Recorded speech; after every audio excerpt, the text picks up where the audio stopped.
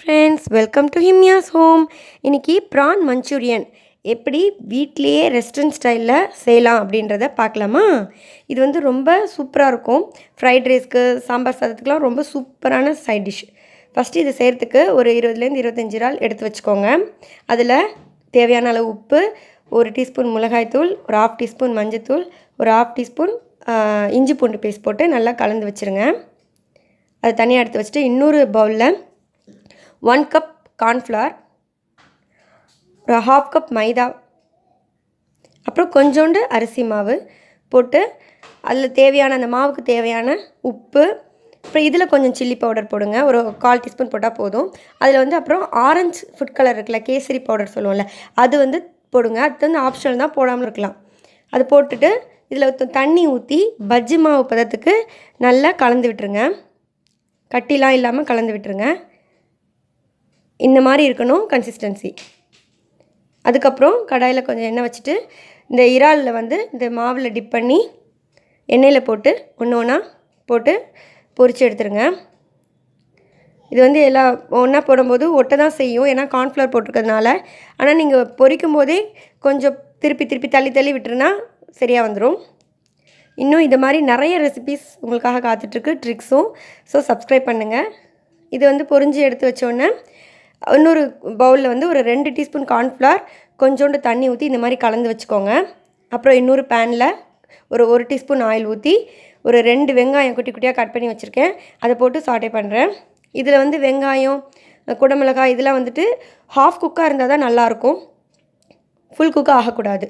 அதுக்கப்புறம் குடமிளகாய் வந்து ஒரு மீடியம் சைஸ் குடமிளகாவை கட் பண்ணி வச்சுருக்கேன், அதை இந்த வெங்காயத்தோடு போட்டு லைட்டாக சாட்டே பண்ணுங்கள். எண்ணெய் வந்து உங்கள் விருப்பம், இன்னும் 1 டீஸ்பூன் கூட ஊற்றிக்கலாம். இதுக்கு தேவையான உப்பு போட்டுட்டு மிக்ஸ் பண்ணிகிட்டே இருக்கணும். லைட்டாக மிக்ஸ் பண்ணிவிட்டு அதுக்கப்புறம் நம்ம ஆல்ரெடி பொரித்து வச்சுருக்கோம்ல இறால், அந்த வந்து இதில் மிக்ஸ் பண்ணிடணும்.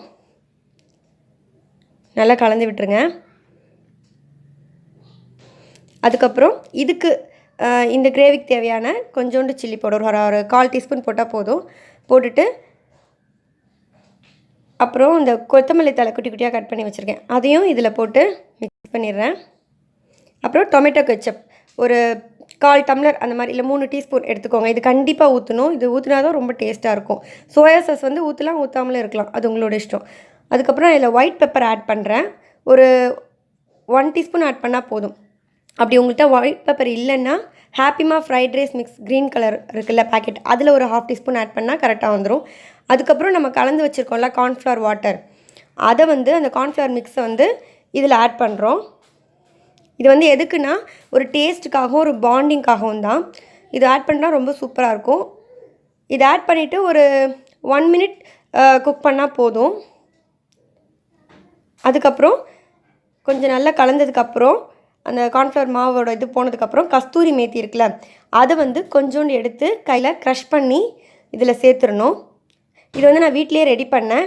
நீங்கள் டிபார்ட்மெண்ட் ஸ்டோரில் கூட இது கிடைக்கும். அப்படி இல்லைன்னா வெந்தயக்கீரையை ஒரு 3 டேஸ் காய வச்சு எடுத்தால் இது மாதிரி வந்துடும். இதை நம்ம போட்டு லாஸ்ட்டாக இறக்கிட்டோன்னா டேஸ்ட்டான இறால் மஞ்சூரியன் ரெடி. நான் வந்து இதுக்கு 20லேருந்து 25 இறாலுக்கு நான் சொல்லியிருக்கேன் அளவுலாம். இது வந்து ஒன்ஸ் நீங்கள் செஞ்சு சாப்பிட்டீங்கன்னா எப்போவுமே இப்படி தான் நீங்கள் இறாலை செய்வீங்க. அளவு வந்து டிஸ்கிரிப்ஷன் பாக்ஸ்லேயும் கொடுத்துருக்கேன், செக் பண்ணி பார்த்துக்கோங்க.